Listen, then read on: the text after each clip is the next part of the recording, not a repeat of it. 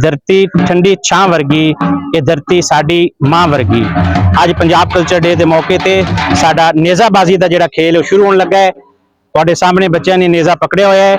असल घोड़े तो नहीं लेकिन खुद दे घोड़े बने हुए हैं। एक सैंपल पेश करन लगे हैं तुहाडे सामने। नेज़ाबाजी खेल शुरू होएगा।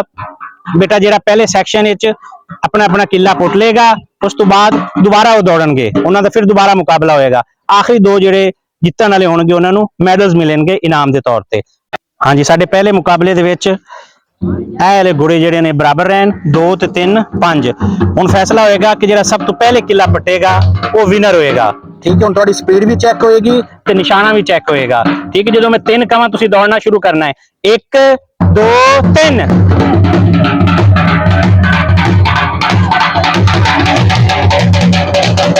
ये 3 घोड़े जिहड़े बराबर रहन, हुण दोबारा भज्जण लगे हैं। हुण वेखना है कि इन्हें जो किला पहले किहड़ा पुटदा है। ठीक है, जो मैं 3 कहां तुसीं दौड़ शुरू करनी है। 1 2 3।